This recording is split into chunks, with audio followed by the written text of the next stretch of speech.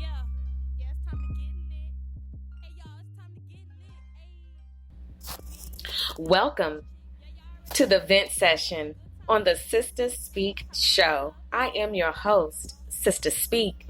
This is the Speak Show, where contemporary meets vision, sound, and action. A talk show for great minds that create, inspire, impact, and evolve.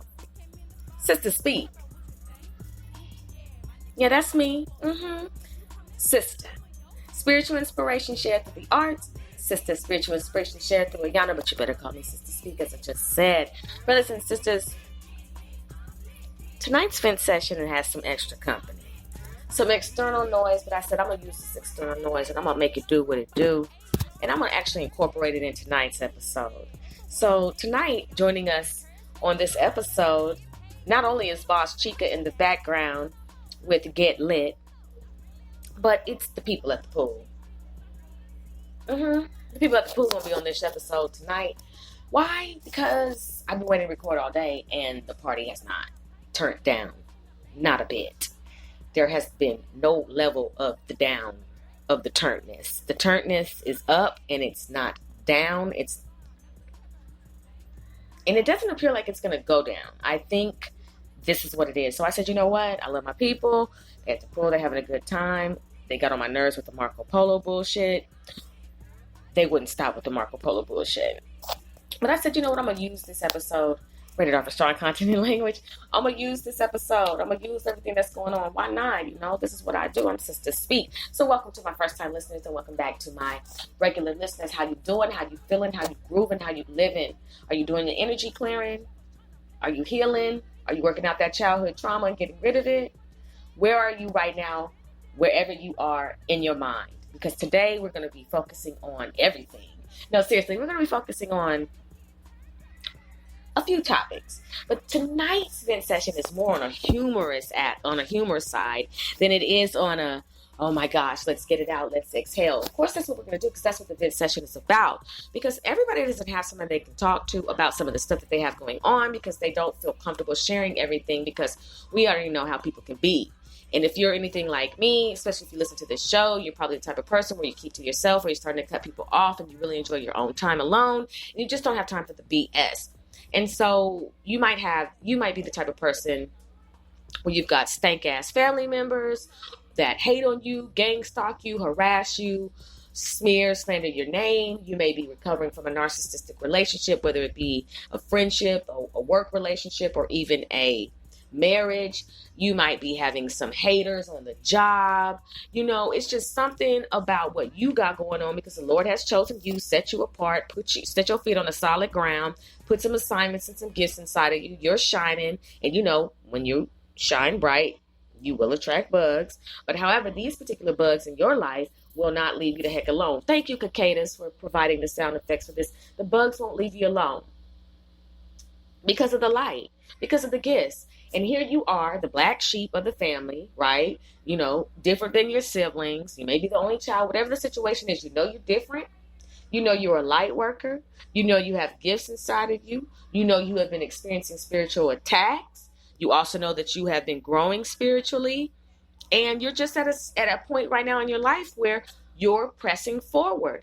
You have decided that I'm not going to go out like a sucker. I'm not going to go out like a punk. I'm not going to let anybody dominate me. And I'm going to stand for mine. I'm going to respect me. I'm going to love me. I'm going to appreciate me. And I'm going to focus on me. I'm not going to keep pouring my energy into people who don't pour their energy into me. I'm not going to keep giving myself to people who won't give themselves to me. And I'm going to stop looking for myself in other people. Okay? I'm going to stop expecting other people to be like me. Now, does that mean that you're supposed to walk around this world and just expect people to be lawless and to be disrespectful and have no type of codes of conduct in the village? No. What I'm saying is you've got to reroute your mind. You've got to change everything about how you view this world and people in it so you don't become dominated by the emotions and the energy that they give you. You're seeking validation from people who don't matter. You're aiming to please people who don't matter. You are looking to be an overachiever because you're a people pleaser. And the Sister Speak Show wants you to come out of that. It's time for you to elevate. You don't need to be in any situation where, excuse me, let me turn this fan up. You don't need to be in any situation when you out here selling yourself out and selling yourself short and just being abused emotionally, physically, financially, spiritually. So on the vent session, we get it. I am the one who's able to tell it like it is and give you some points, and it's on you if you take them or not. But when you come to the Sister Speak Show, yeah, we're going to get lit and we're going to talk about it. We're going to expose the enemies. We're going to talk about the enemies. We're going to get down to why you're vibrating low, and we're going to keep it to where you vibrate high. We're about to deep sea dive, so I'm going to get this water cracking. Cheers. Gotta get that water in you, because you know I'm about to gas.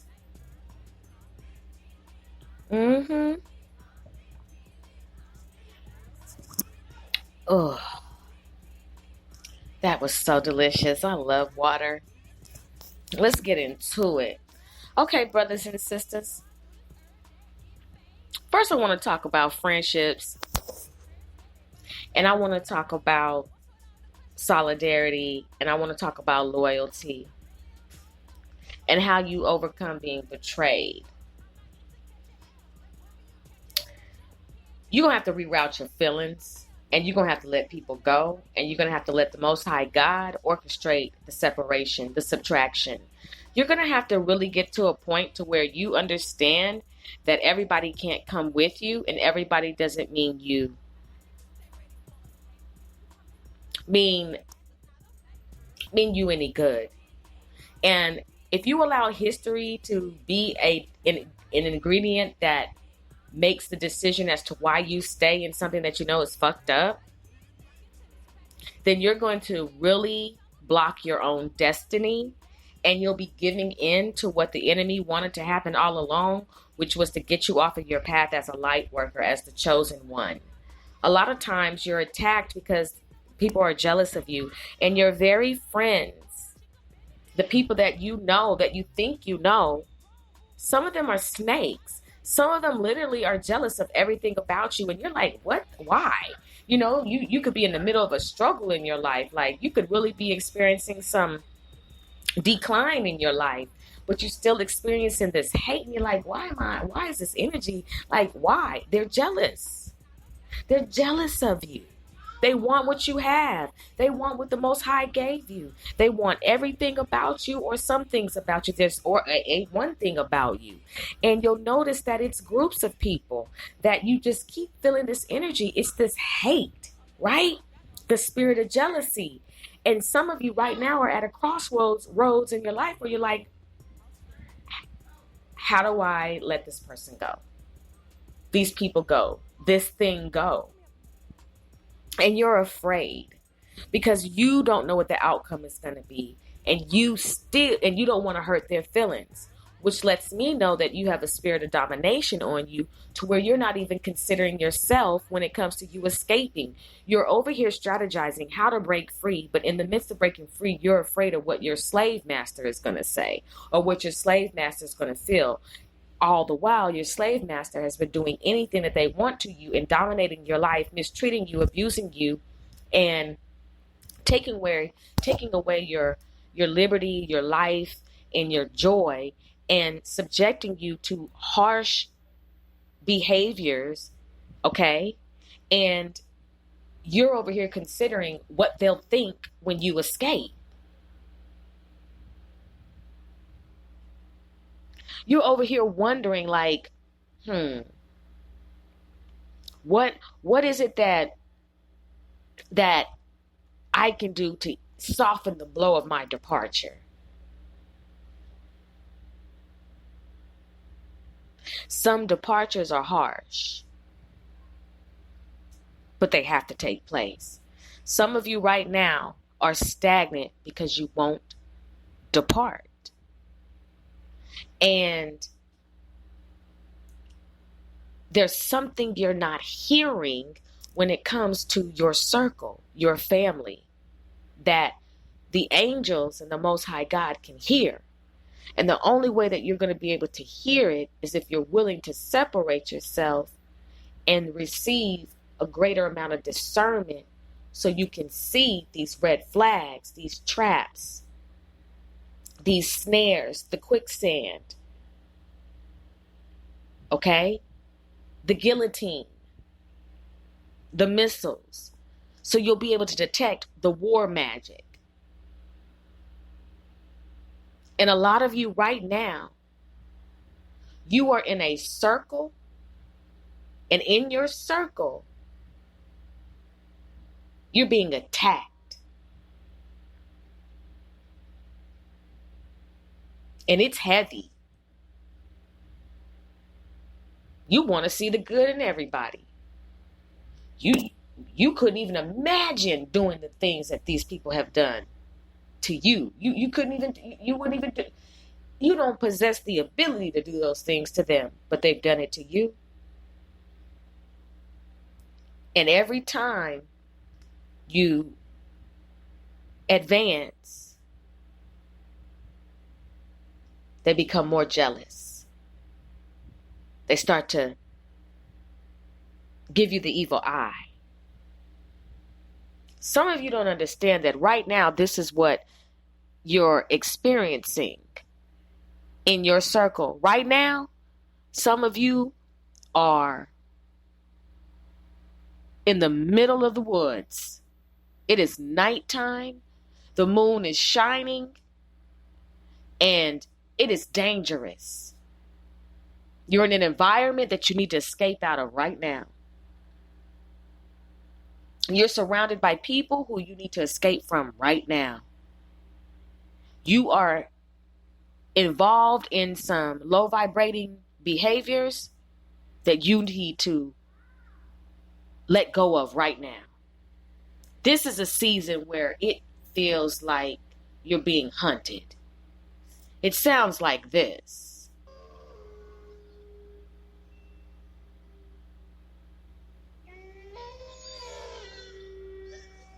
In your mind, in your spirit, in your soul.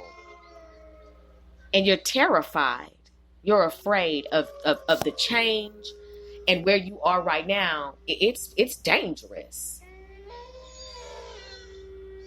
This is what your company really sounds like.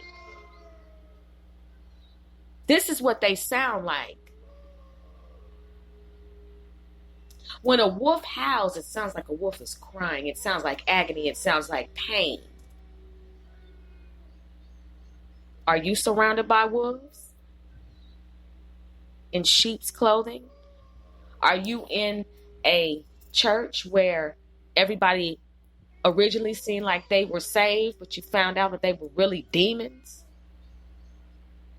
Are you in a marriage that sounds like this? Are you in a friendship? Are you in a 9-to-5 that sounds like this? Are you always getting hated on by your friends? They don't like, share, subscribe, or support, but you see them all over anywhere else showing their like, share, subscribes, and supports? Huh? What's going on? Or are you a wolf? You preying on people, hating on people, jealous, wishing the worst, hoping for their downfall, playing with magic, chasing the moon? Huh? Are you the type of person who sets snares and traps for people? Are you hating on your family members?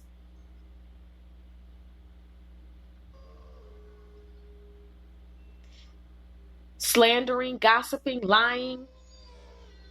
This is what you sound like when you do those things. This is who you are when you vibrate this low. You are a wolf.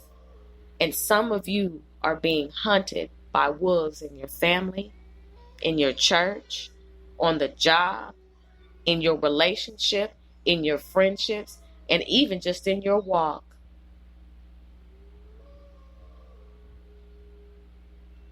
Some of these sounds right here are the addictions, the strongholds, the generational curses eating at you. You can't even sleep.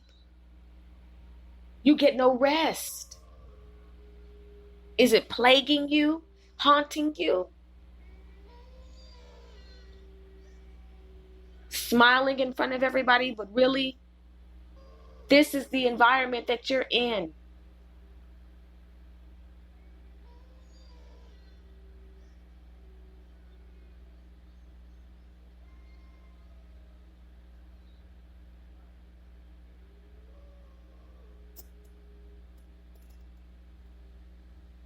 There comes a time when you're going to have to find a way to put a bullet in the wolf. Now, I'm not saying kill your enemies physically. I'm not condoning violence. I am saying, how much longer are you going to let the wolf hunt you, stalk you, howl at you, keep you stagnant? How long are you going to continue to hang out with your so-called friends that are really wolves in sheep's clothing? How long are you going to continue to go to churches where the pastor is a predator, where he's a wolf in sheep's clothing? How long are you going to subject yourself to parishioners who say that they love the Lord, but they really do witchcraft? How long are you going to allow the wolves in your life to keep howling at you? But that's my mama. Okay. I mean, duh. And your mama also has a spirit in her. And a lot of people don't want to talk about that. It's almost like mamas are off limits when it comes to conversations. And I'm just like, that's the reason why you're in the position you're in now. They don't get a pass. They're people too. They have spirits in them too. They have childhood traumas too. They don't get a pass. We don't do that. Yes, honor your mother and father, and also provoke not your children to anger. It's there's a list of things, but at the same time, you have to be honorable in order to be honored.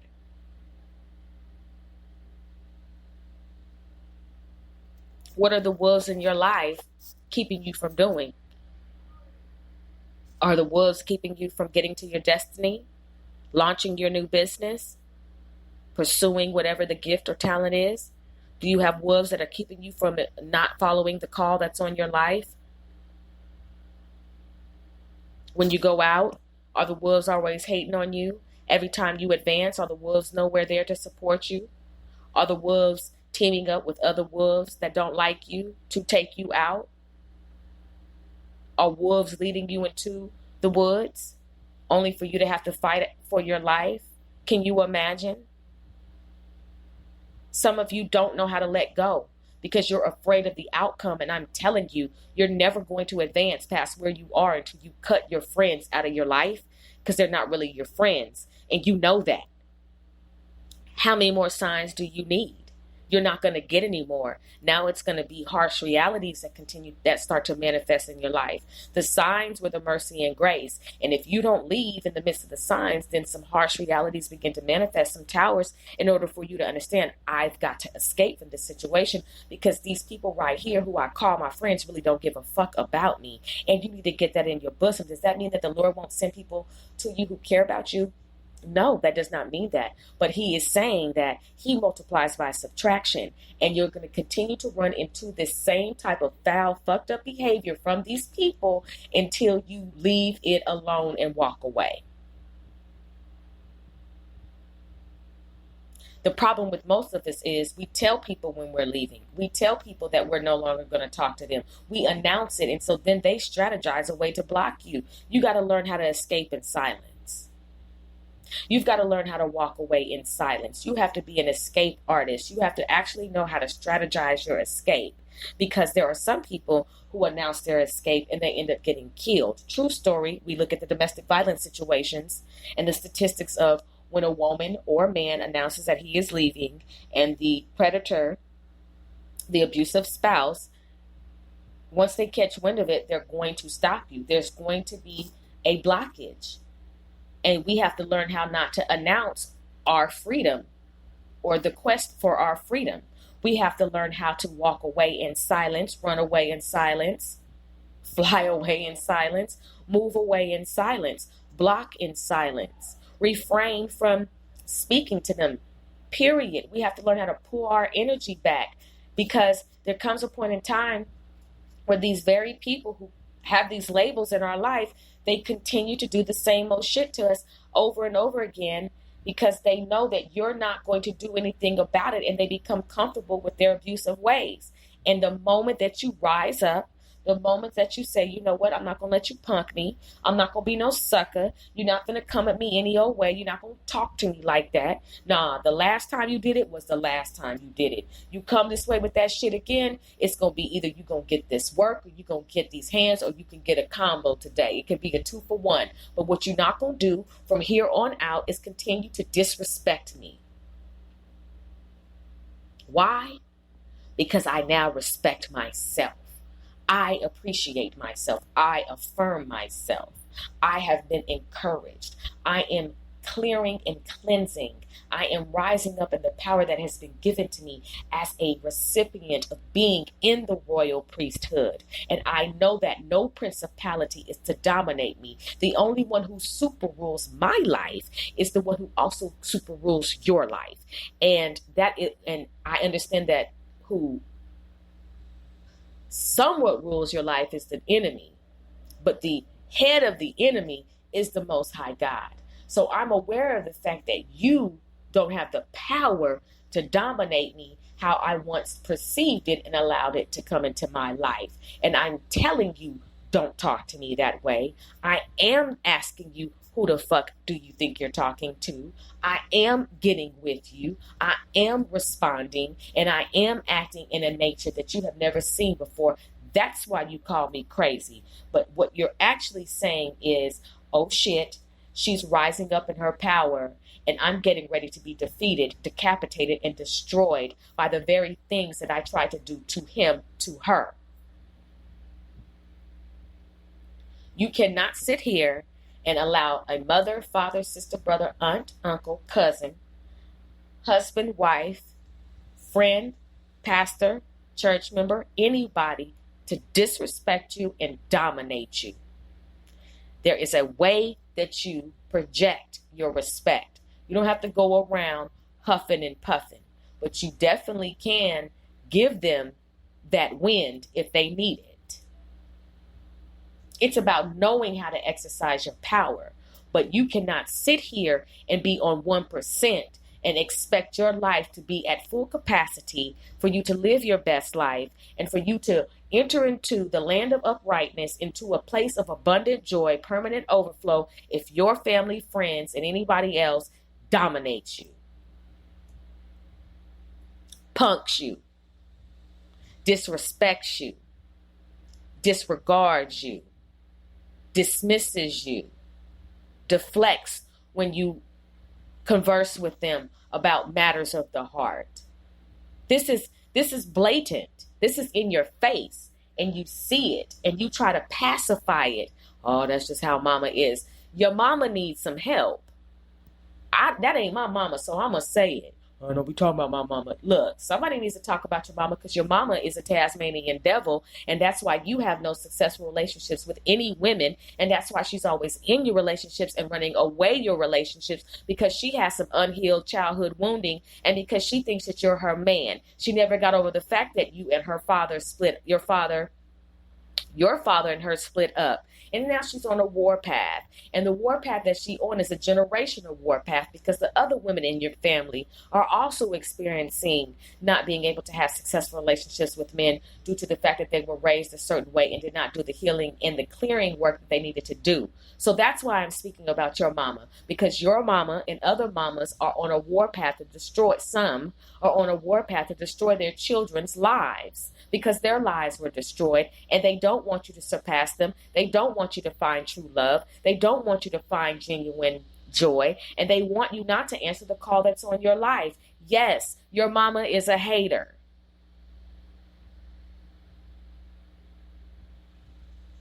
Put it in its proper perspective so you can win the war on your life. Put it in its proper perspective. Everything I just said, you can also apply it to fathers. Everything I just said to you.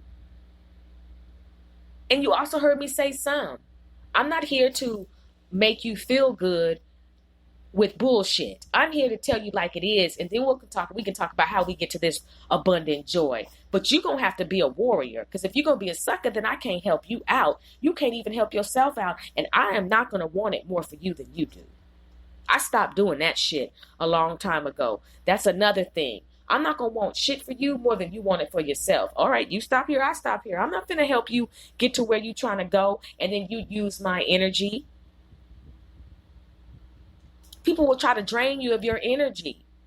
Look, either you want to succeed or you don't. Either you want to be delivered or you don't. Either you're going to be optimistic or you're going to be pessimistic. But if you are a pessimist, I don't fuck with pessimists in any way, shape, or form. Why? Rated R for strong content and language. Because pessimists do not believe in hope. They don't believe in miracles. They believe in the downfall. They believe in something going wrong when everything can absolutely go right. They sit there and they have the abundant resources that they need, the miracles on hand. They have everything that they could tap into for the situation to actually heal itself. And they'd rather sit there and say, but what if it goes wrong? I ain't got time for that shit. You have to understand, look, people, we got to constantly vibrate. We have to elevate. And we can't sit around here and be pessimistic when we have the Most High God in our lives. We are to always remain hopeful.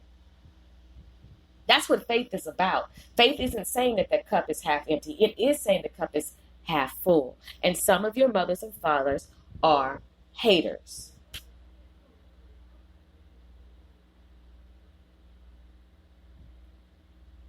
Does that mean you go around hating them? No, but you can hate what has happened. And you can also want to do something about it. You have a right to establish boundaries with anybody. Your friends don't have a right to just come into your life and do whatever the heck they want to do whenever they want to do it. You're out and about, you're on the night of town, and let's just say you are more attractive than the rest of your girlfriends. And everybody accept that except for one. And all the guys or whatever, you just seem to have that energy where you're attracting people. And you always have that one person in the crew that always has to make themselves seen. They're always interrupting. They're always doing something to let that light that is on you shine on them. That's a bug. I don't do bugs. There are so many solutions for bugs. Have you ever been to Home Depot? Have you ever been to any store where you see the various ingredients and potions that are available to eradicate any type of infestation? You have an infestation around you. That's not your crew. That's an infestation. Come on, somebody. Some of you have infestations in your life, and they are disguised as mother, father, sister, brother, aunt, uncle, cousin, family, friend, foe, job. Hello. So at the beginning of the day, what are you going to do about the block in your life? How are you going to walk away? Some of you are disappointed because you are not getting the support that you thought you were going to get. I'm trying to tell you, those aren't your supporters. Those are not your supporters. Let them keep that same energy. Let them stay just like that. Don't you be like that towards yourself.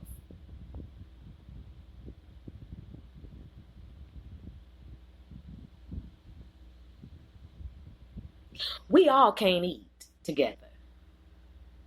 And some of our blessings, the people in your very crew right now, your people in your circle, in your family right now, it's not for them. And you need to swallow it. You need to get it into your bosom. You need to understand it, that it is not for everybody. What is coming for you and what is for you. And the Lord does not want them to have not even a grain of it. And you need to understand it and respect his decision. And until you get rid of those people, you will not get the abundance. Now the question on the table is, are you willing to forsake your abundance because you don't want to hurt the people in your existence right now? Oh, she acting funny. He acting funny. They acting brand new. They acting this way. They acting that way. All of that bullshit. Look, I'm asking you, are you willing to forsake your abundance for the haters in your life that are called your people? How many more times you gonna keep going out dealing with that same interrupting spirit, hating spirit, jealous spirit, look at me spirit, look what I can do spirit, pick me spirit? How long are you gonna continue to let people dominate your energy and other people's energy and try to intercept what's supposed to come your way? How long are you gonna continue to let people spite you, set you up? How long are you going to continue catching wind that somebody's talking shady about you and talking shit about you and spreading lies and rumors about you, and you still get in the car and you kick it with this nigga? I'm talking about some of you some of you brothers. I'm telling you, you catch wind of it and you know this nigga's a snake, but you still get in the car with this nigga and you still bend corners with this nigga, and this nigga's getting ready to set you up. How long are you going to continue to be best friends with the sit up nigga? Rated R for strong content and language. I'm asking. Okay, well, while you're thinking about that answer, we'll be right back after this commercial break. I thank you for listening to the Vent Session on the Sister Speak Show. I'm your host, Sister Speak, rated R for strong content, language, and thoughts. I thank you for being a wonderful listening audience. There won't be any more warnings. That's why your heart is beating fast. He's out there again. You can see him from the stage. He's obsessed with you. That's why he's taking your pictures. You're his fantasy. The latest episode of The Suspense Files on the Sister Speak Show is available on demand now, rated R for strong content, language, and thoughts. On this episode, fantasies and felonies. Strip club killers. On The Suspense Files, we cover the who, what, when, where, why in urban crime, including crimes of passion, deadly relationships, mysteries, urban cold cases, and more. Click the link for the latest episode of the Sister Speak Show, where contemporary meets vision, sound, and action, a talk show for great minds that create, inspire, impact, and evolve. Be careful. Try not to fall in love with a stripper.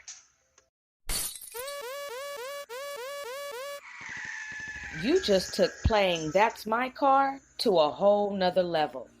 The latest episode of the Tour on the Sister Speak Show is available on demand now. Rated R for strong content, language, and thoughts. On this episode, jacking for more than beats, the effects of GTA and rap music, confessing to crimes over beats, lyrics leading to arrest. On the tour, we're covering all aspects of the music industry, including interviews with musicians, managers, songwriters, producers, music groups, DJs, and exclusive music and concert reviews. Either you're playing the video game or the video game is playing you. Click the link for the latest episode on the Sister Speak Show, where contemporary meets vision, sound, and action, a talk show for great minds that create, inspire, impact, and evolve. Be careful. You're in love. You never thought that your wife would put antifreeze in your drink. You never suspected that your new bride would hire a hitman to kill you. Now you're out for a morning jog and someone is following you. The latest episode of The Suspense Files on the Sister Speak Show is available on demand now. Rated R for strong content, language, and thoughts. On this episode, Death Will Part Us, Murder for Money, The Black Widow Bride. On The Suspense Files, we're covering the who, what, when, where, why in urban crime, including crimes of passion, deadly relationships, mysteries, urban cold cases, and more.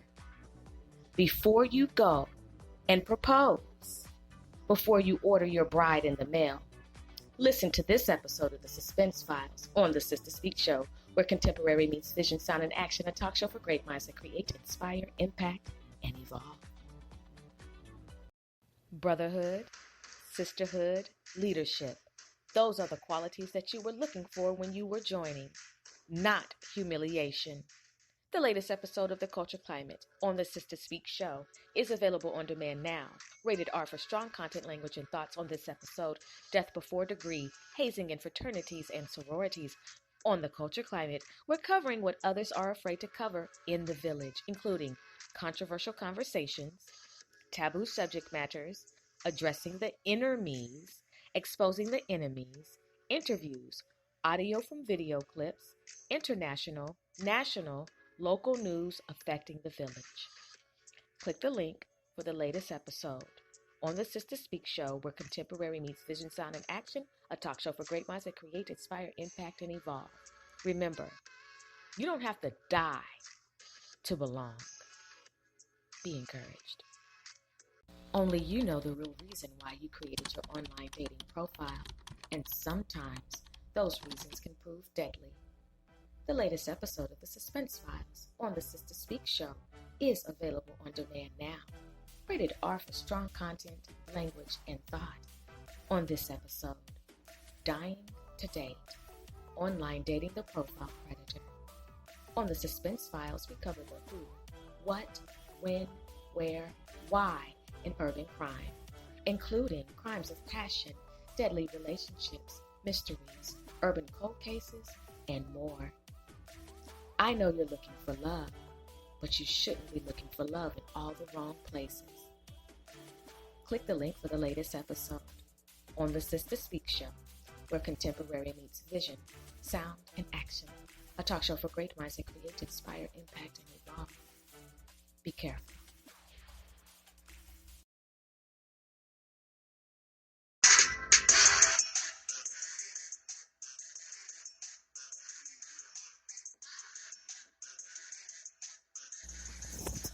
Welcome back. You are listening to the Vent Session on the Sister Speak show. I'm your host, Sister Speak, recording all the way from the DFW. That's right, Dallas, Texas. It's about 1,295 degrees, but we're making it. We're okay. It's a nice, crispy day. Brothers and sisters, I thank you for tuning in to one of the dopest podcasts in podcasting. I thank you so much. The Vent Session. Tonight, we're talking about the haters in your life. And I have a couple other topics that we're going to cover, but I just want you to be encouraged. I mean this with every ounce of my being. It's time to switch everything up. It's time to go on a major blocking spree. It's time to stop trying to hold on to hoping that maybe this can rekindle or maybe this can reunite. Nah. You need something fresh. You need something new. You need something invigorating. You need something that's actually going to boost your morale and recharge your energy. These people in your life are draining your energy. They're sucking you dry. That's why you have no time for your purpose or your passion. That's why you feel like you're not getting enough rest. That's why nothing is adding up, because there are people in your life that need to go. And some of you are afraid to make that leap, and you're going to be stuck. If you've ever played the game Frogger, and the objective of the game is for the frog to go across the freeway to avoid getting hit by trucks and cars, and then to catch logs and make it all the way to the end to where there's a certain section for it to land. And it also has to avoid the crocodiles, and it has to avoid actually jumping into the water. But the objective is to get to safety, to get to where you're supposed to be. And along the way, there are going to be certain obstacles and demons and various blockages, if you will, that are going to try to hinder you from getting where you need to be. But you still have to make that trek, that journey. You have to get to where you have to go. And it's about avoiding. That's what I'm getting to. You have to learn how to avoid people. You're going to have to learn how to change your phone number, block people from the email, block them on your social media. Go no contact, especially if you all are dealing with narcissists in your life. No contact is your power. And I'm not talking about leaving any window open for anybody to come back. I'm talking about literally going on a blocking spree.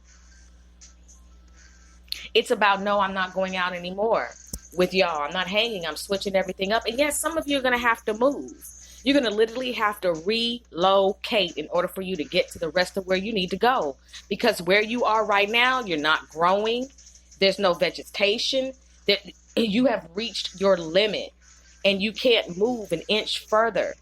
You need your territory to be enlarged. You cannot swim in an aquarium when you are a whale. You cannot swim in a fishbowl when you are a whale. There's no room. You'll always stay stuck. So the Lord is making you uncomfortable. The Most High is making you uncomfortable. He keeps showing you. How many more signs do you need to let people go in your life and to recognize that these people are haters and that the history that you had was all, for the most part, an illusion?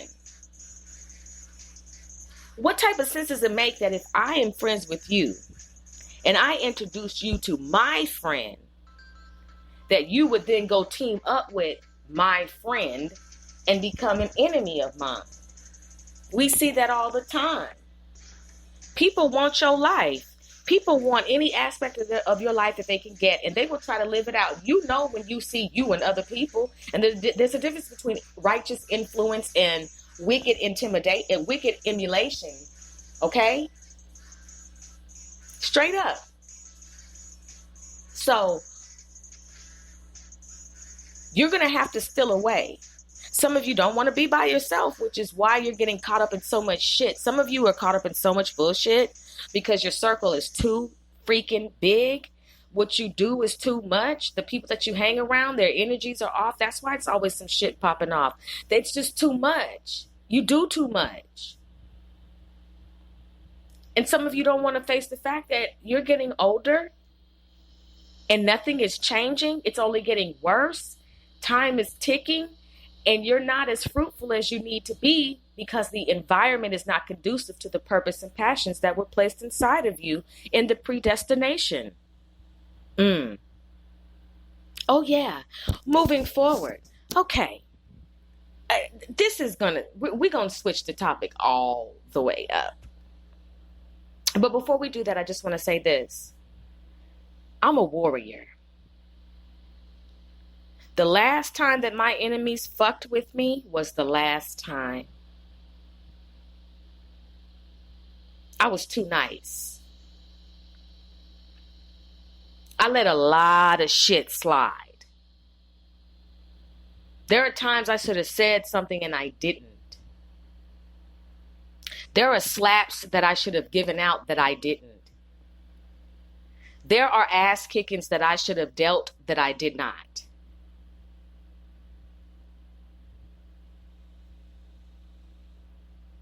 They got a pass. A little bit of one. I've also seen my enemies be turned inside out by the Most High God. I have seen my enemies be led into drug addictions. I've seen my enemies go through it. I've seen my enemies get into near fatal car accidents. So I know that the vengeance of the Lord is his, and I have seen justice. But I still had to do something in the inside. I had to stop. I had to stop what I was doing and change. Operate in the power that was given to me. I had to clear, I had to cleanse, I had to banish, I had to return to sender. I had to find out what principalities were. And then I understood why the people in my circle or the people in the environments that I have entered into were operating in the way that they were. It isn't until you study that you learn. It isn't until you read that you receive. If you are afraid of investigating, finding out, going deeper, scuba diving, you'll always be below average in your thinking and every aspect of your life. You must study your opponent and then defeat your opponent. Your weapons are not carnal. So when it comes to who I am today, I'm not who I was before.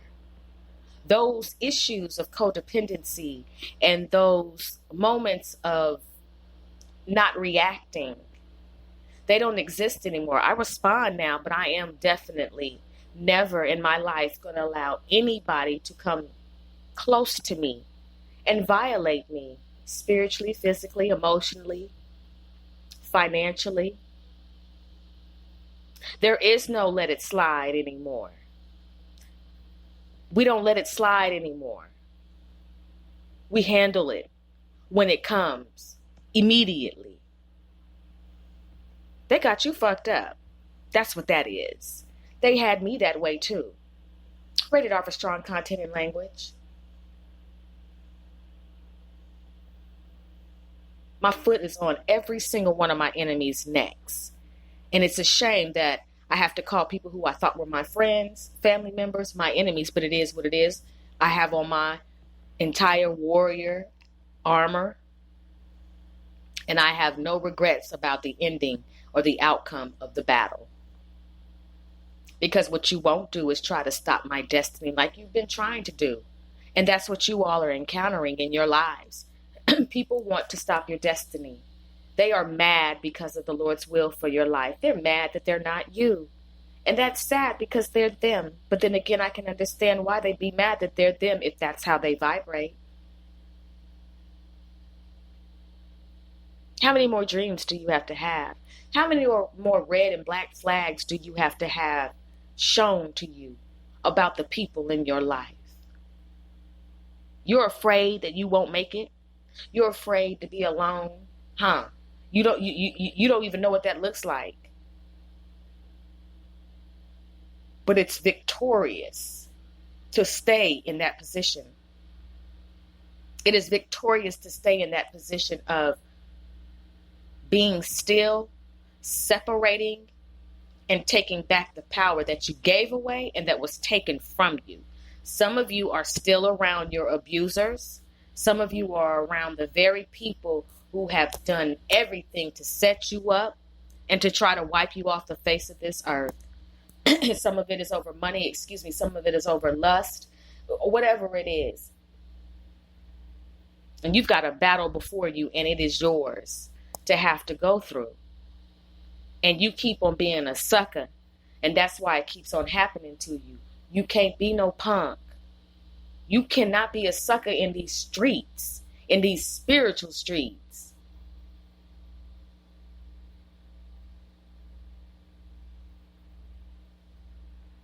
I'm not playing with you. I feel guilty never for cutting anybody loose. It doesn't matter what they try to do, what they try to say. It's a wrap. Okay, so anyway, brothers and sisters,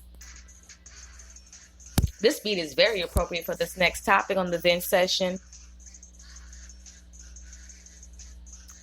Car chases. I have been watching car chases on YouTube, and I have to say,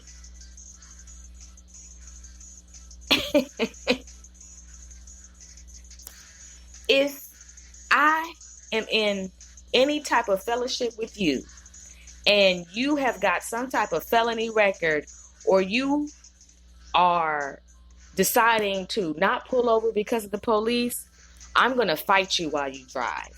I'm letting you know that right now. No, I'm not playing with you. We're going to end up probably crashing. They don't even have to do no pit maneuver, because let me tell you something about a high-speed chase. That shit is really happening. And the speeds that they have to go, the coordination that you have to have, the 10 and 2 that you have to be in, the paranoia, the anxiety, and everything that is involved in a high-speed chase is real shit. And I don't ever want to have to participate in that. I will pull over if I get pulled over, but I'm not trying to get pulled over because I really drive like I'm supposed to. But when it comes to a high-speed chase, I just have to ask, what is going on? Do you understand that when you evade the police that you just can't stop? That you have to keep going, bending corners. And, the spike strip. It is amazing how a spike strip comes out and that cars can still run just for a little bit longer on a rim. That shit is crazy to me. I don't understand it. What's going on with you people in these high-speed chases? Huh? I'm just asking. Here you are, speeding. You suddenly realize that you got a warrant for your arrest. You're on a suspended license. You have no insurance. This car is stolo. And you feel like in your mind, the best thing you need to do is just keep going. You haven't even calculated the fact that they're going to notify any other jurisdiction and let them know that this is a high-speed chase and that the other cops are going to get involved. You know that this is going to end with you either flipping the car, crashing the car, somebody else trying to be a hero and blocking you, the pit maneuver. Either way, this isn't going to end well for you or whoever's in the car with you. And to the person who jumps out the car in the middle of the high-speed chase, how are your knees and the scrapes and the gravel? How is all that? How is your head doing? Some of you jump out the car at 85 miles per hour. You don't want any parts of this shit. Only to be caught. Why? Because it's kind of hard to keep running when you've sprained or broken both of your ankles once you jump out of a car moving at 85 miles per hour. I get it too. You suddenly realize you don't want any parts of this. You're having flashes before your eyes, and this isn't what you want to do. You never thought that Grand Theft Auto was going to be your real life. You were just playing it at game. You can check out the latest episode of The Tour, where we talk about jacking for more than beats, the effects of GTA in rap music. Seriously, though. High-speed chases on a quarter tank of gas. And for the ones who really get out and run, that's probably one of the slowest motions I've ever seen. Let me explain something to you about a high-speed chase, about me. This is how you know for sure that you cannot count on me in the clutch. You can never ask me to be the getaway driver. Not going to be able to assist you with that move. The most my car goes 160. The most I go over, the most I'll go is 60. So we're going to get caught. I'm going to stop at all of the lights. If they're red, I'm going to stop at the stop signs. I'm going to use my turn signal. If there's somebody in the crosswalk, I'm going to wait for them. You're asking me to evade everything that I learned when I took my driver's test and say, F it, and just go bump in the night and just run over people like they're speed bumps because we're in a high-speed chase. First of all, I don't want to be your friend anymore. And second of all, I don't want to be in this gang anymore. I thought I was looking for some type of family closeness. I thought that this was a place that I belong. But if this is the type of gang activity that we're going to be involved in, I suddenly realized that I'm okay just growing on my own and just dealing with how life has been dealt with me. But at this point in time, I don't want to live mi vida loca. I'm not interested in driving. No, I'm not going to hit the gas. No, F you. I'm not going to hit the gas. What do you mean you're going to shoot me if I don't hit the gas? I'm not hitting the gas. The speed limit says 35. I don't care if there's 16 cop cars behind us because I told you in the beginning, I was just looking for a little bit of protection. I wasn't looking for evading the police because we're in something that's stolen. You didn't even tell me that this car was stolen. When I told you nice car, you said thank you. You never implied that that this was not your car, that this is not registered to you. I'm not the getaway driver. I'm not getting on the freeway. No, I am going to take the streets all the way wherever you think we're going until I decide.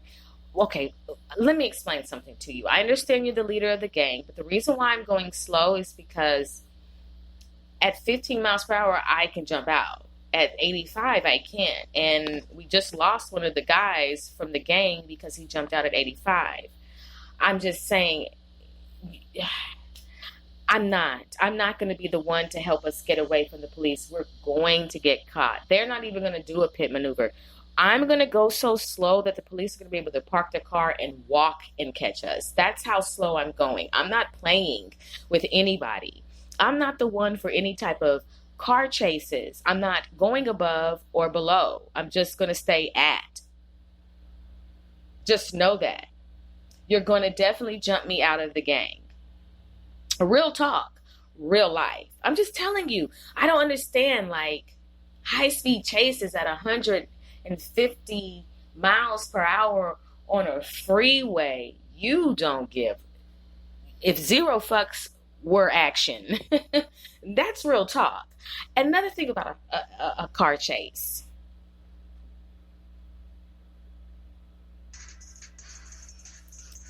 If I work for the police department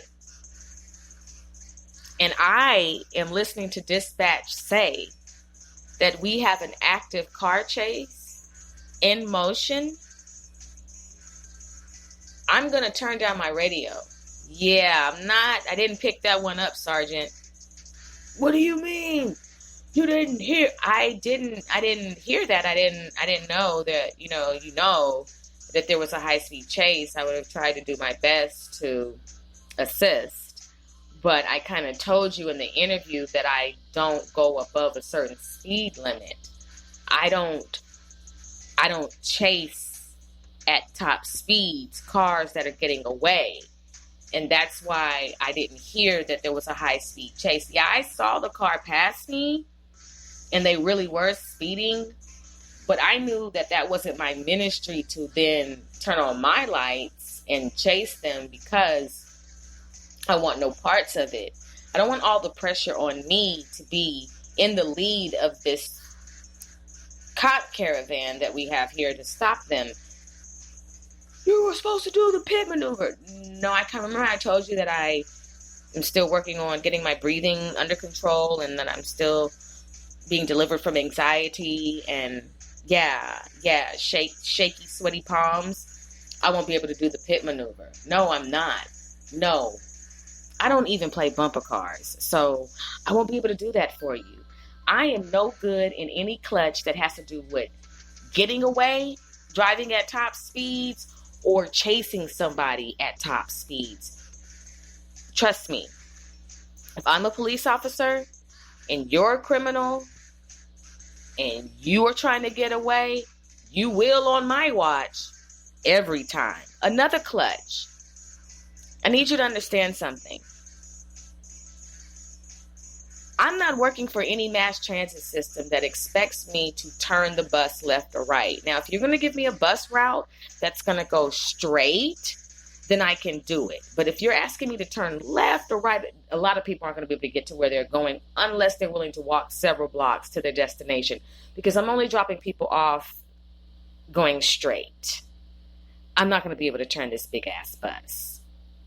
I'm not going to be able to turn the bus or the 18-wheeler. That's why the packages are not going to make it to New York on time. I'm driving this truck at 2 miles per hour. What does CDL stand for? Can't drive less than that.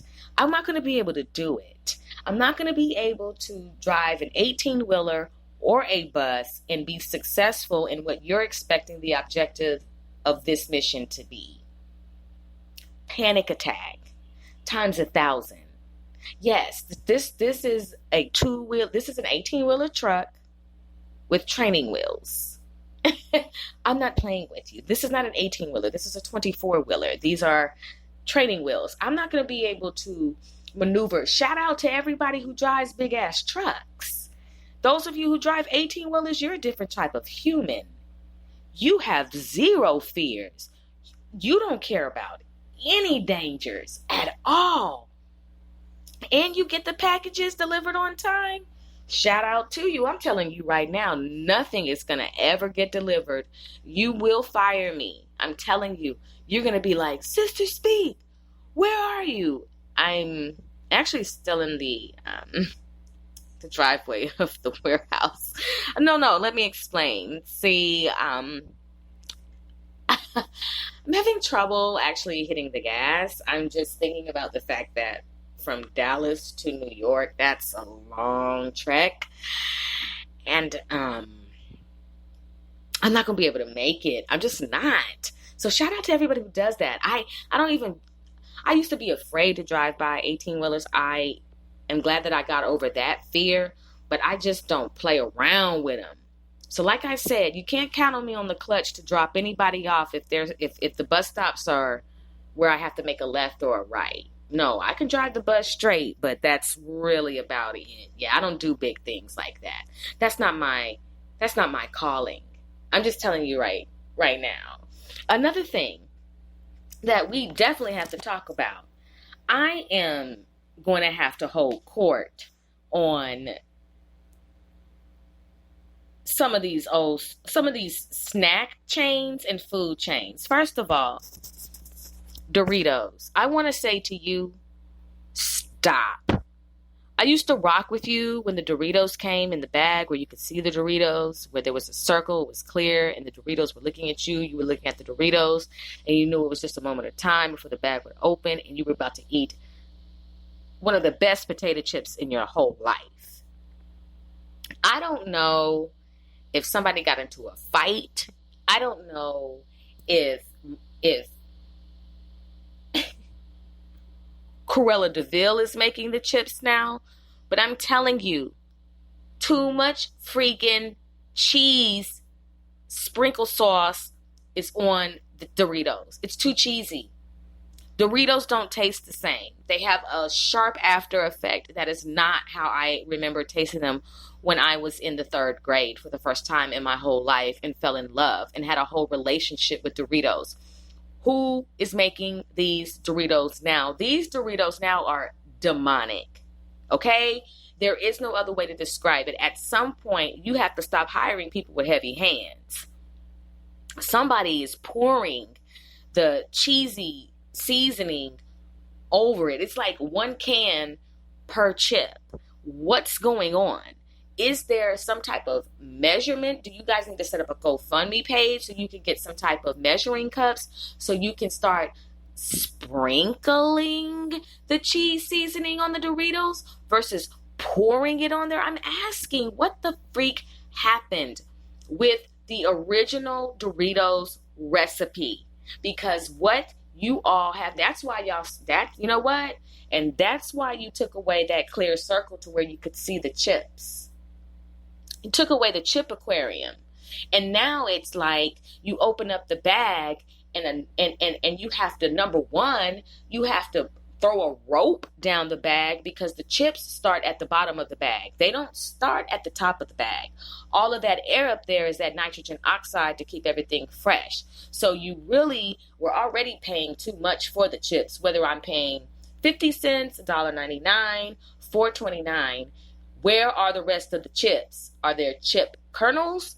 Do I pop the chips to get the rest of the chips? I'm just asking. But why are you all putting so much seasoning on these chips? And then it's like, we're not going to tell them. They'll just discover when they open up the bag, number one, that there's only 14 chips in here. And number two, that we put hella seasoning, hella seasoning on the chips.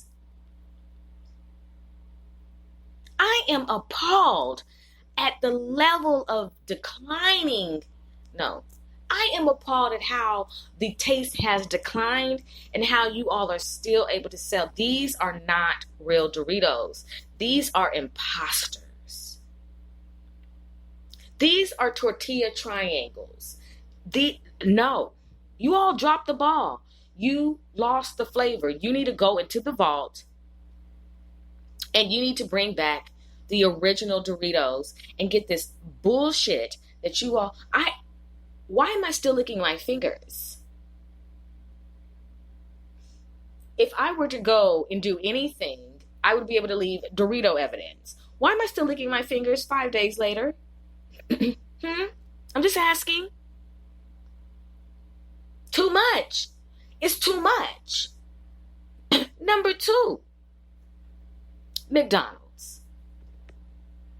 When I was a baby, when I was a little girl, it tasted differently.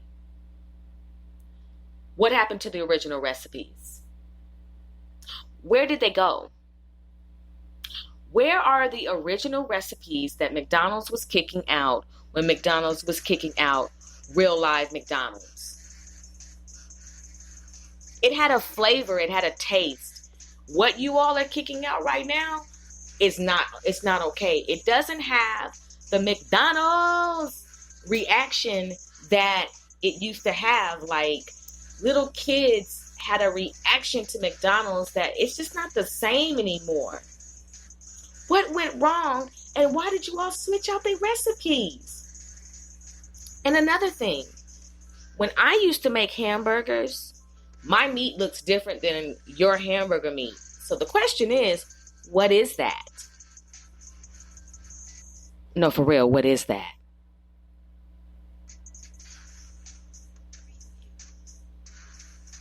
No, for real, what is that? I ain't playing. What is that you have in between the buns? You're declining. In a minute, McDonald's, I'm telling you, you're going to have to shut your doors down because it doesn't taste good anymore. It's not the original McDonald's that brought us joy and glee. I stopped messing with you all. Burger King, come here. Where you going?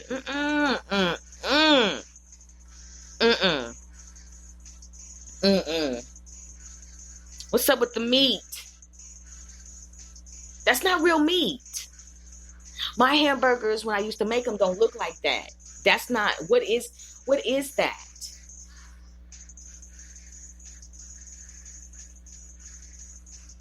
It's time for y'all to either go back to when it was right or close down the buildings, because the shit that y'all putting out is killing people. It doesn't taste good.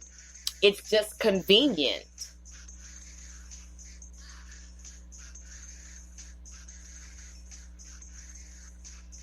Bring back the original recipes.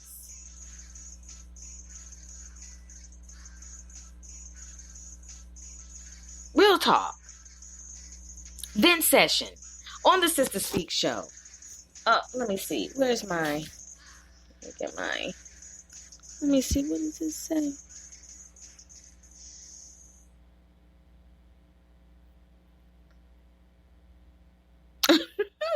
Okay. No wonder. Oh, this one is going to irritate some people, but I really don't care. Because I am venting and some of you all are venting. Some of you people in circles are protecting a lot of scandalous shit. And I have a problem with you all who protect the cheater. I have a problem with you best friends that be knowing all the dirt and grime that your homeboy is doing to his wife or his woman. And it's just y'all's secret. And you are enabling the fuckery to go on. You partners who like to always hook your friend up who you know is married or is in a committed relationship with somebody, but you always trying to get them to do something they ain't supposed to do. It's something weird about protecting the wrong and calling yourself doing the right thing because you don't want to hurt the person who is the last to know. But a lot of you all protect cheaters and abusers, and some of them are your best friends. And we consider you all to be flying monkeys. But the thing about it is, when you protect the cheater, what you're saying is, I'm going to leave open whatever relationship that I think I may have. When it comes to cheating in a relationship, we call that adultery, infidelity. No one wins.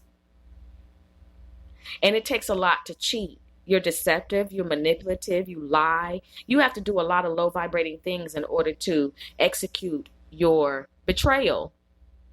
And when you have a best friend who co-signs on all of your behavior, that's dangerous. They're your best friend for a reason, because they can hold all your secrets. You guys do dirt together. And you sit around and you know that this fuckery is happening, and you smile in the victims' faces. Meanwhile, you know so much. And some of you know for a fact that someone in your circle is being cheated on right now. That there is an unfaithful spouse, that the commitment is not reciprocated, that this person out here is looking like a fool and he or she does not know it, but you do. And not only that, you're telling it to other people, but you're the best friend, and it's a secret. And then you even have family members who will help the cheater cheat. These are things that are ridiculous. But they happen. And a lot of times, the reason why people are able to co-sign with the adultery and the infidelity is because they are infidels themselves. They are adulterous themselves. They vibrate low themselves. Monkey see, monkey do, birds with a feather flocking together. They're just as trifling.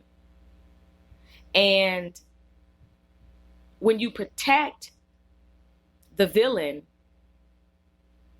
and you leave the victim exposed, you're setting yourself up for a boomerang effect for towers to come into your life. You think that your marriage is going to last while you are enabling adultery to manifest? Some of you protect family members who are cheaters because you are one and you don't want your shit to get exposed. So you go above and beyond to keep the dirty little secrets and dirty. It takes a lot to cheat. And it really says a lot about all parties involved.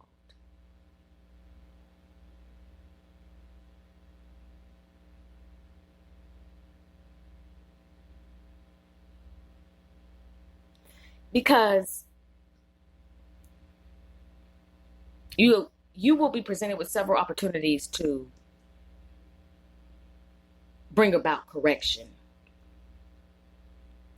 And when the last to know finally does find out about the cheating, you will discover the lies that the best friends, cousins, and family members will tell to protect the wicked ass person. Because they're wicked too. That's why they're all together. But you have to follow your gut, your instinct, and you have to be able to use discernment. But when you protect the cheater, only thing you're saying is, my time is coming for me to be exposed as well. The narcissist and his best friend and his family members, a lot of them are adulterers, and they have a lot of sexual secrets and scandals. And to be in the community and know about an affair going on and not to say anything, but to see it going on and even co-sign on it, what does that say about you? You have some mothers who help their sons cheat. You have some mothers who want to see their sons be with women who are just like them. And some of you sons discover that your mother is a wicked woman later on in life, and that's why she's always pushing you towards the whore, the side piece, the basic bitch. She wants you to be in the company of someone who you're familiar with. That's why. That's why you always see this weird dynamic going on. A lot of times the best friend, not a lot of the times, but sometimes you will discover that the best friend and your man are in a sexual relationship and they're on the down low. And that's why they're always on the phone together, spending time together. They just have this unbreakable bond. That's because they're in a sexual relationship together and you're the last to know, but you're starting to get clues about it. And that's why the best friend is always just having something to say about your relationship. And they're always happy when you and your spouse or mate are fighting, because that gives them an opportunity to get closer to who you thought was yours. You know, scandalous ass best friends, the type of best friends that'll go team up with your enemies, right? You know, these best friends that hold these secrets, that do a lot of scandalous shit, and some of them even want your man, whether they be a woman or a man. You know, it's one thing to be cheated on, you know, a man to cheat on you with a woman, but are you prepared to have to find out that that your man's extramarital affair is another man? That's a whole nother jaw-dropping experience, and it leaves you devastated. But what adds to the devastation is that how many people knew about it before you did. And I'm not with that type of bullshit ass loyalty. I'm not with that type of betrayal. I'm not with none of that shit. And there's so many scandals that are in these circles and groups, and some of them are affecting you and you have no idea that it's even going on. Some of you don't even know that you're being cheated on. Some of you don't even know that somebody is trying to set you up. Some of you aren't aware of the things that are going on, but somebody in your circle does, that best friend does. It's always that stank ass best friend that doesn't want to see you happy, doesn't want to see you shine, doesn't want to see you grind, doesn't want to see you rise. But they always pretend like they're happy for you. And the moment that you call yourself getting in love or finding somebody that really cares about you, they're going to do everything they can try to do to destroy that relationship because they're bitter, miserable, jealous. They are obese with all of these entities inside of them. But meanwhile, they want to protect their relationship, their marriage, and they don't want anybody to come in their business and all this other type of bullshit. I can't, that's the problem for me. You people who cross boundaries and get involved in other people's relationships, but you have the audacity to think that your relationship is sacred and protected and can't have any harm, and you'll be damned if somebody would come into your relationship and be in your business, but you all in everybody else's business. I'm talking about you nosy ass friends, you nosy ass family members, and you nosy ass in-laws. I'm talking about you nosy ass cousins, you nosy ass co-workers who have the audacity to cross boundaries and get involved in other people's relationships and try to ruin their relationships because you ain't shit. But then you want to go out and celebrate your anniversaries while you're over there ruining other people's marriages and committed relationships because you ain't shit. And because you have childhood trauma and you vibrate low and you have not healed. So you're on a mission to seek, kill, and destroy because you're a child of the devil. Some of you know that you have played a significant role in ruining people's relationships, whether it be through spell work or just your own divisive plans. Some of you have actually tried to kill people to get them out of relationships. Some of you have tried to do A, B, C, all the way through Z. Anything you can to get your hand on a relationship that you don't feel should come together. And especially the relationships that the Most High God brought together. You people who have actually crossed the line and tried to tear asunder what God put together, you're not going to live long.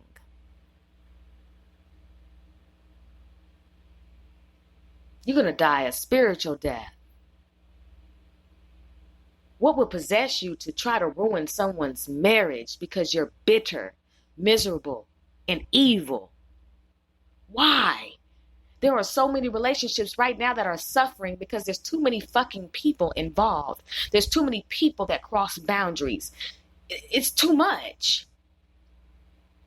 I have firsthand experience dealing with people being in my relationship, in my business, popping up at the house, wanting to stay at the house, always on the phone, always some bullshit going on, insisting upon staying, sending spells to the house, lying, cheating, all kind of bullshit. Man, I have experienced firsthand jealous ass family members and best friends mad because you're moving on with your life, mad because somebody loves you, mad because you love somebody, jealous because of what the Lord has blessed you with. And so they come together and they co-conspire and conspire to tear it down.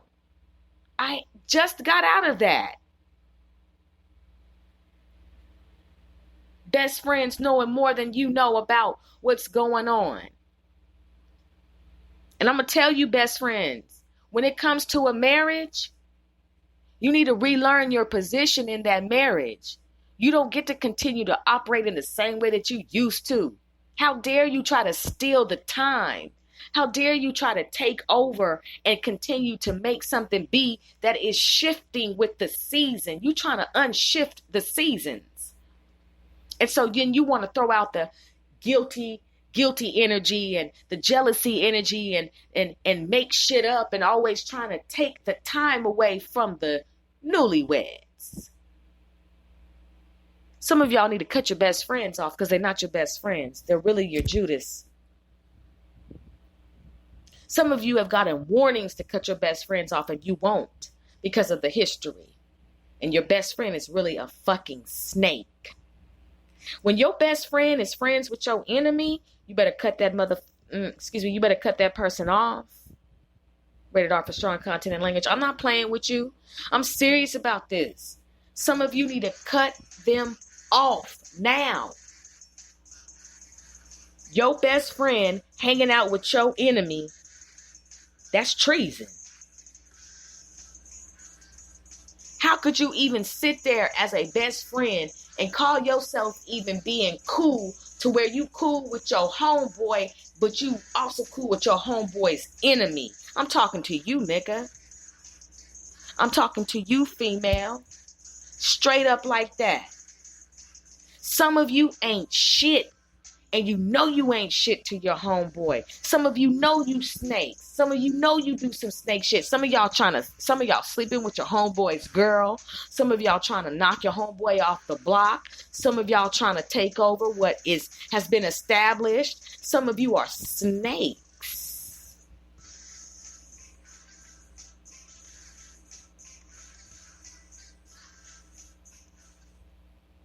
I'm serious about this tonight. I mean this. Jealous ass mothers who want to break up their sons or their daughters' happiness, who are always sticking their nose in business and doing things to ruin relationships. Sneaky ass mothers who team up with the ex-wife to try to ruin the new marriage that their son is in. I'm talking about it today. This is the vent session. Some of you mothers cross boundaries. Some of you mothers are disrespectful and are witches. And you know what the hell you're doing. And you are ruining your son and daughter's lives because you don't know how to mind your fucking business. And you're mad because the relationship between you and your son or daughter's father went to shit. And you are on a warpath to ruin anything that is related and connected to that man, even if it's your own children. And if you say that you don't, you're a liar and the truth ain't in you. There's a lot of narcissistic, evil, wicked mothers who will try to kill in order to have their way. You wicked ass siblings, step siblings that stick your nose where it doesn't belong, always being messy, always trying to start shit, always in shit, always doing stuff to create drama and chaos. You're mentally ill, but you know that, don't you? It's in your DNA. It has to be. You're suffering from a mental illness. When are we going to cut these people out of our lives? How many more signs and signals do you need from them? How much more toxic behaviors and how many more toxins need to emit from them in order for you to understand that there are some snakes in your circle, and some of them are your parents, siblings, family members, co-workers, neighbors, and it might even be you.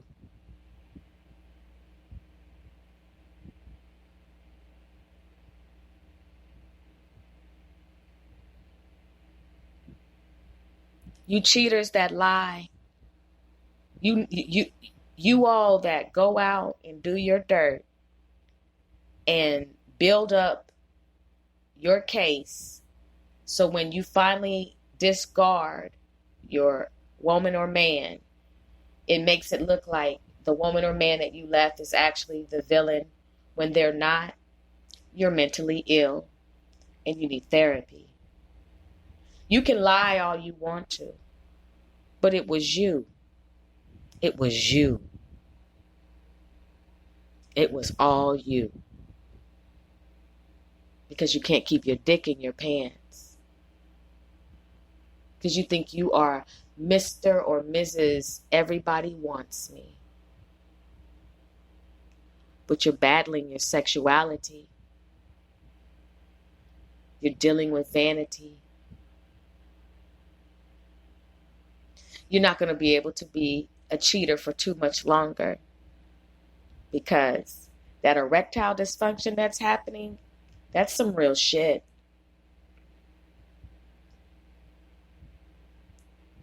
Some of you right now have had to walk away from relationships because you couldn't deal with the family and because your family.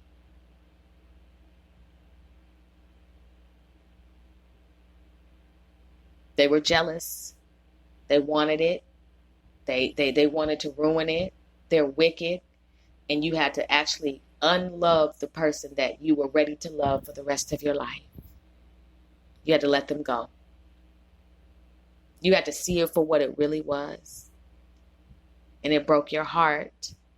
It devastated you, I'm quite sure. But this time it was different.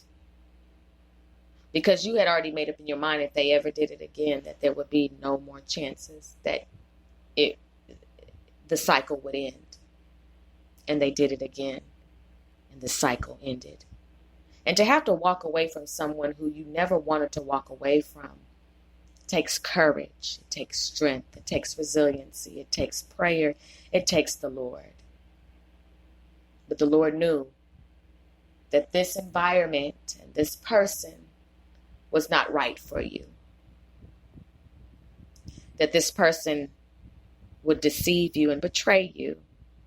And that their circle of flying monkeys and demonic relationships would ultimately destroy you.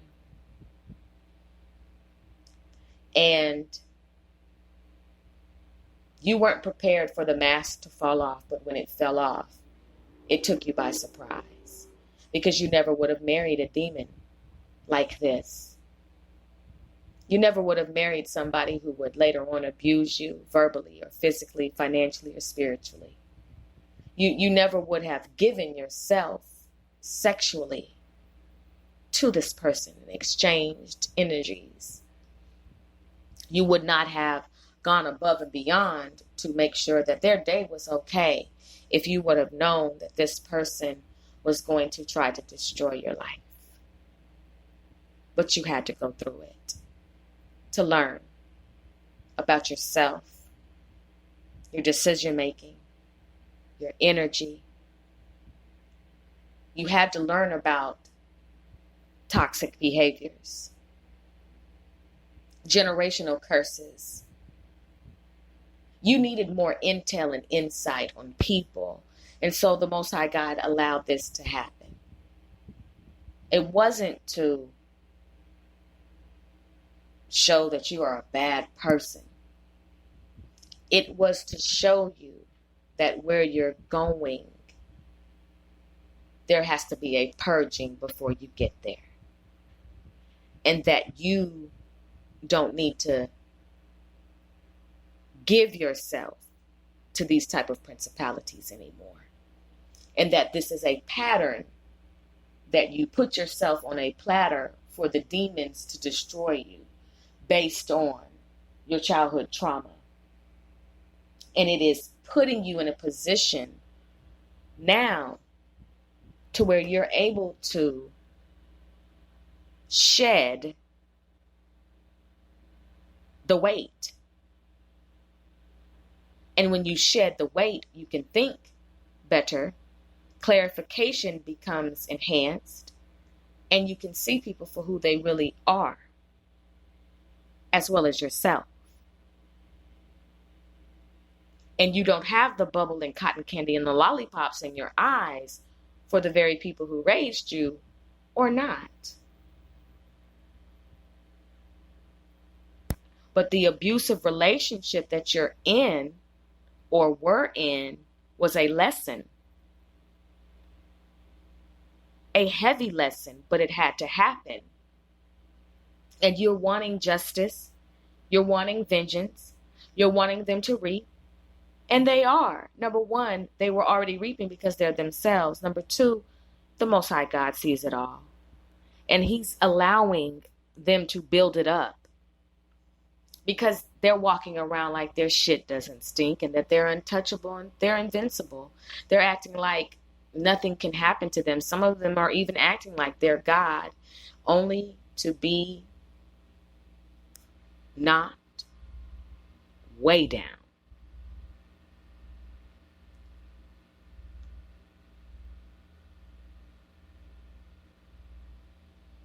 Surviving an abusive relationship takes time, and you may have lost everything, but you're going to get it all back. This isn't some type of televangelist type stuff. This is real life. You're going to get it back. When you're the Most High God's child, it is set up for you to get it back. But we know the math, right? He multiplies by subtraction. Some of you have a lot of receipts on the circle too. Some of you could blow some shit up right now with the juice that you know. And it's not even opinion. These are facts that you have. But you're just waiting for the time to come. If it comes. They're not going to get away with what they've done.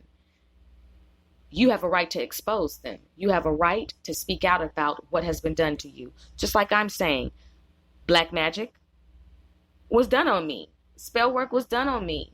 And I know who did it.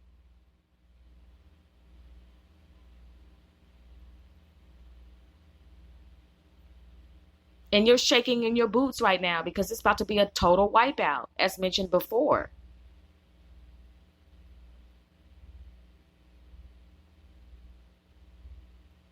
The Lord is getting ready to totally wipe out your enemies. And you're going to look up and be surprised that some people who you thought would be there after the tsunami, they're not going to be there. And you're going to have to be okay with that. Who are the people in your neighborhood and who do you need to let go of? Who are the people right now that you need to cut loose? And to you all who have literally had to come out of being betrayed and deceived and abandonment and neglect, I'm trying to tell you, let them go. You know how I gained my power back? I decided not to chase. I let them go. And they walked straight into their karma.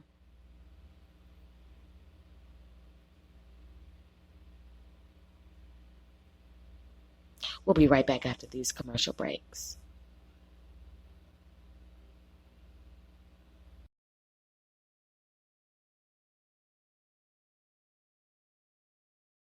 Speak Show is even easier now with the new abilities available from Spreaker Skill on Amazon Alexa. With Spreaker on Alexa, you can now listen to the Sister Speak Show from even more places from all around the world. You also have navigation control, fast forward and rewind podcasts to make sure you never miss a second of your favorite show. And then you can ask for show recommendations like the Sister Speak Show, where contemporary meets vision, sound, and action. A talk show for great minds that create, inspire, and evolve. No weapon formed against you shall prosper. This is Sister Speak with a word of encouragement. No matter what the enemy or enemies try to do to you, God will cause their plans to take no effect. And the pit that they dig for you, they shall fall in. If God be for you, who can be against you? Now say it with me. No weapon formed against me shall prosper. Be encouraged.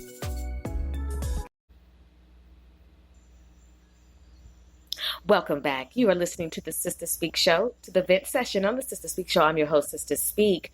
The last part of the vent session is very important, and I want you to listen. Pride comes before the fall. And if you do not open your mouth and ask for help, you will be in a position to where you will experience several calamities. Right now, because of the pandemic, there are several relief programs that are available in your county to help you with your situation. And if you are the type of person who does not like to open your mouth and receive help, you're going to be destroyed. Because your pride is leading you straight to the lake of fire. But for those of you who are looking for relief, I would like to urge you to please go to your local rent relief programs via 211 on the phone and through your county and sign up to have your back rent paid as well as the next 3 months. Most programs will allow you to reapply within 30 to 60 days. Most programs also pay your past due electricity bills. There's no need for you to sit here and struggle. It is already difficult to have to open your mouth and ask for help because of the stank attitude that some people give us, right? But there are programs here that are not going to turn their nose up to you and that will help you. But you have to let down the pride and you have to go and you have to get the help. Rent relief programs in your county, they're paying electricity as well as past due rent, forward paying rent and electricity. And also, if you're hungry, there's no need for your stomach to be growling. There are food pantries available in your neighborhood. Stop having shame. Stop being embarrassed. Put down that pride and go get some help so you can eat and be hungry. Okay, so you can eat and be hungry. So you can eat and not be hungry. Call the Department of Agriculture and get your SNAP benefits. There's no reason why you should be sitting here hungry as well as your children. I'm not here for the machismo. I'm not here for the pride. I'm not here for none of that bullshit. You can keep them foul ass spirits. I'm trying to tell you, get the help that you need because it's available. Each state has billions of dollars to help with the rent relief that you need, with the electricity and utility relief that you need, and the food relief that you need. And to the people who are able to help, but you don't, you know you have it, but you don't want to help. I don't know what to tell you. I can't live my life like that. For those of you who think that you have power over somebody because you have helped them financially or in any other way, and you make them feel bad about what you have done to help them, you should have never helped them to begin with, and shame on you. You don't make all of that and then receive overflow for you to keep it for yourself. It is designed for you to have a giving spirit. That doesn't mean be a sucker. That doesn't mean to take pity on all. That means to get in the village and help those who are in need if they come to you. People need help. There are people who are extremely wealthy, who are very rich, and you are stingy as fuck. You sit on your money and you are surrounded by opportunities to be a blessing and to lighten your heart and not to be so mean and to understand what it is to be a philanthropist and what it means to give back and what it means to have overflow, and you are stingy with what you have. I don't understand how you breathe. There's no way I could be a multimillionaire and not help. Now, that doesn't mean you not to use wisdom, but come on now. If I have $35 million and somebody comes to me and they say, do you mind lending me $500? I'm not going to ask them to pay that back because they don't have it to begin with.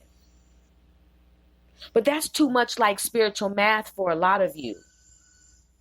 I literally have a problem with you people who have access to resources that could really emancipate people who are genuinely struggling, who, if you could just do this for them, it would really help them out, and you don't. Some people literally just need $5 of gas, and you won't even give them $5 of gas, and you have it. You have it. And I'm not talking about, man, they always coming to me. Man, this may be a season where they really need you.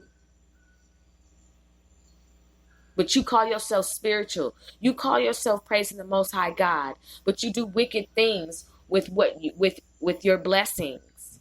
And you don't let your blessings multiply. And you turn your nose up at the oppressed or those who have hit rock bottom. It takes a lot for somebody at rock bottom who was once elevating at a cool altitude to ask for help. Because they already know what it is going to be. They already know what the temperature is going to be. They already know what it could be. There's only a few people who actually genuinely understand what it is to give and to help, and they don't give a stank ass attitude or talk shit about the person behind their back because the person fell on hard times. Your ass can fall on hard times too. And with that attitude, you obviously must be in a hard time to be that freaking low vibrating. The audacity of some of you all who will not be a blessing to others, who will not open the door for others, and you see people suffering and you will have no parts, or you help people and you brag about it, you post about it, and you talk about it, and you make the person feel bad because they needed help. People go through shit and you can go through shit too. And just because right now you're not in it does not mean that you cannot encounter it. And you need to humble yourself before the tsunami hits you. And some of you don't realize that you have a monsoon, a tsunami, and a hurricane and a tornado with your name on it because you are mean as all get out, and because you will not help people in their time of need.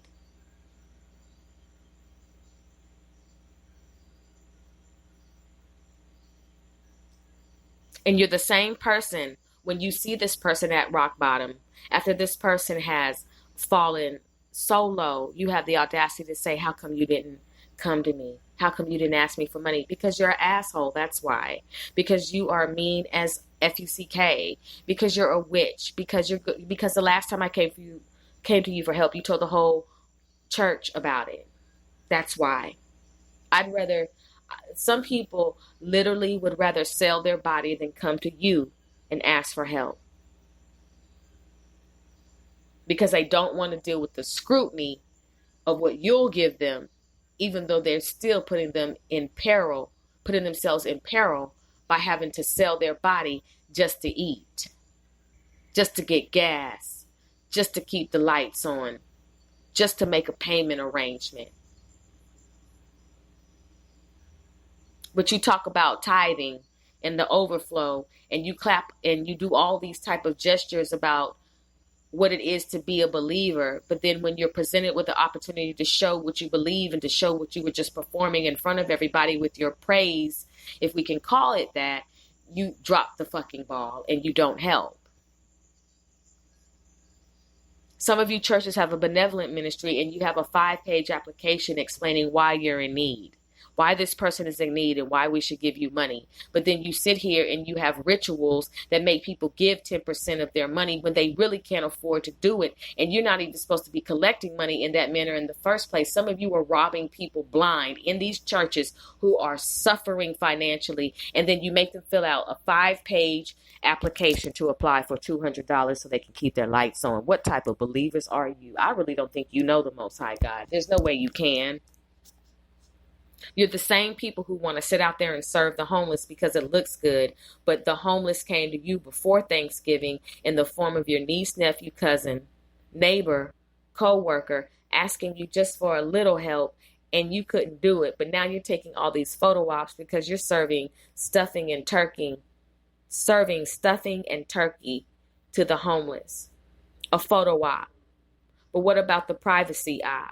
What about the private op? The private op where the Lord sees what you do in private and he rewards you publicly. But you drop that ball because your service is based on what other people think about you. And your service is based on if there's going to be a photographer taking pictures and if you're going to be in the newspaper. I'm talking about real life right now. Not helping people in need.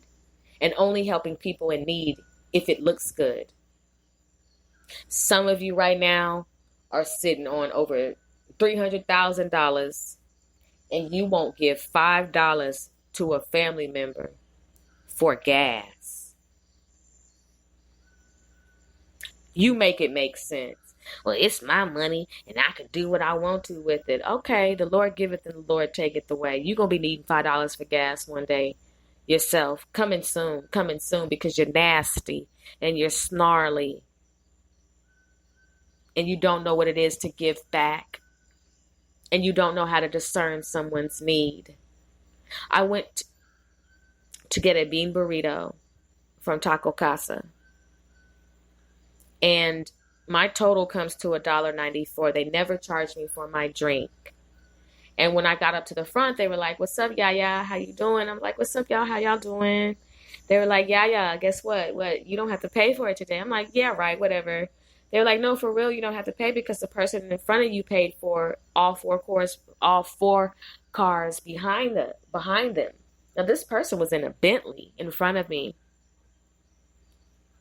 It was really nice. It was a really nice car. I'd never seen that. model. It was a beautiful car.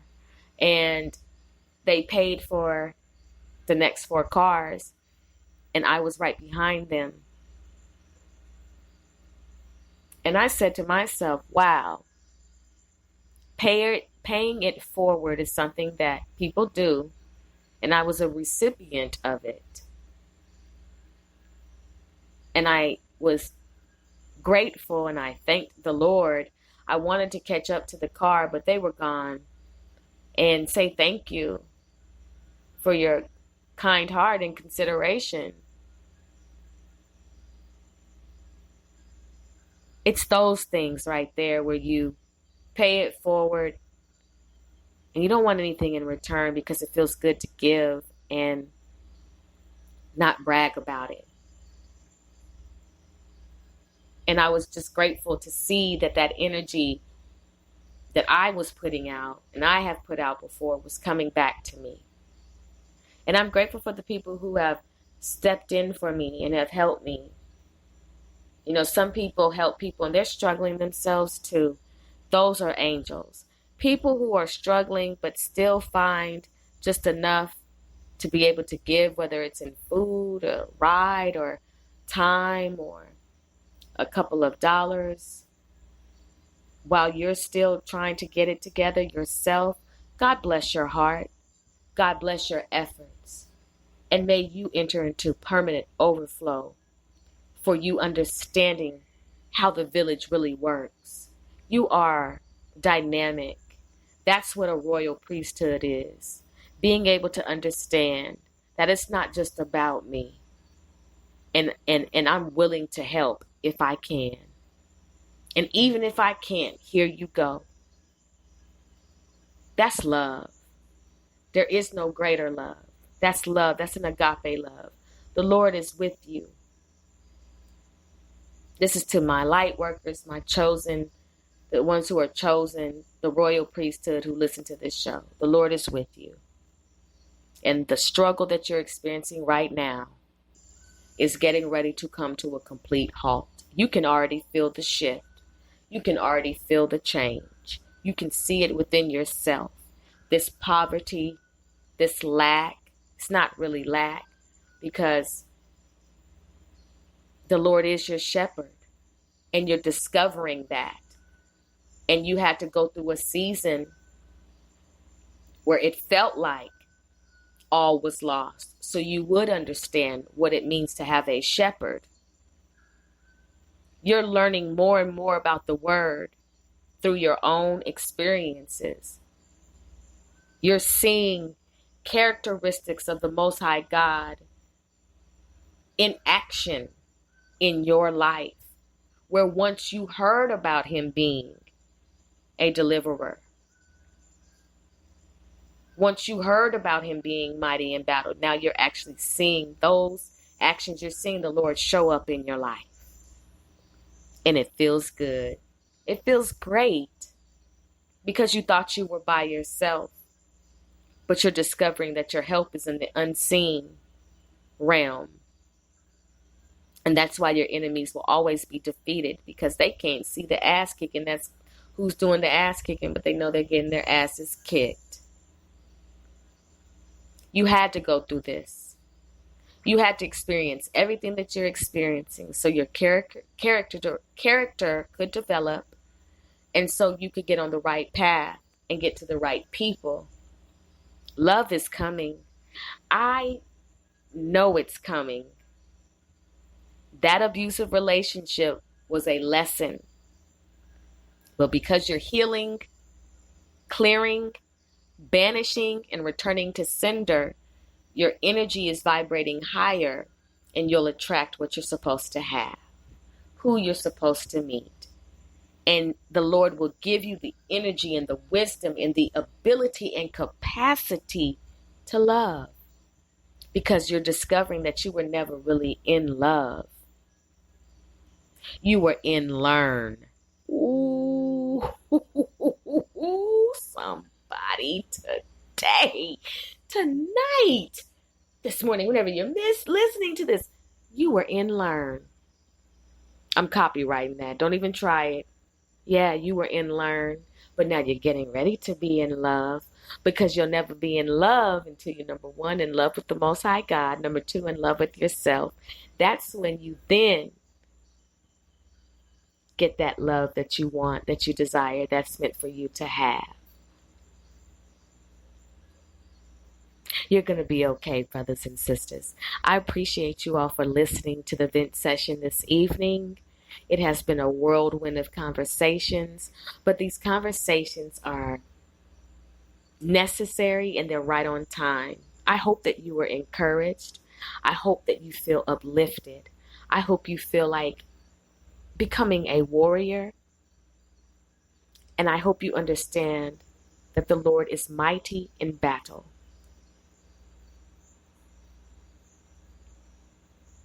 We're not going to worry about the haters in your life.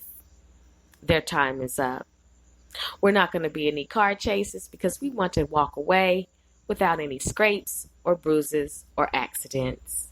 We want to make sure that we're doing what we're supposed to do so we don't end up having the police coming after us. We want to vibrate high.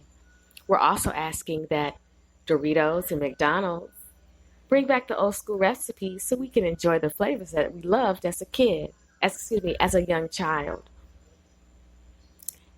Protecting cheaters. Nothing will end well for you. Being able to be free from a horrible relationship. Dealing with disrespectful in-laws, outlaws, and the likes. And finding out that it was a blessing for you to be delivered from that relationship and that you were not in love, but in learn. And finally, putting down your pride and applying for rent relief in your local county, utility and electricity relief, as well as food relief. Pride cometh before the fall. Pride cometh before destruction. We're warriors. No weapon formed against us shall prosper. We're more than conquerors. We shall have no fear. We are to be courageous. We are to be bold. And we are to trust no man, only the Most High God. Thank you for listening to the Vent Session. I'm your host, Sister Speak. And you have a wonderful evening. Weeping may endure for a night, but joy comes in the morning. Yea, though I walk through the valley of the shadow of death, I will fear no evil, for thou art with me. Thy rod and thy staff, they comfort me. The Lord is my rock, my fortress, and my deliverer, my God, my rock, in whom I take refuge, my shield and the horn of my salvation, my stronghold. Blessed be the name of the Most High God. I'm divinely protected, and so are my listeners. Satan, I do rebuke you in the name of the Most High God and his Son, Yeshua. We return to sender all negative energy. We reverse all black magic spells and voodoos. We don't receive it, we reverse it. Our foots are on the enemy's neck. Warriors, mount up.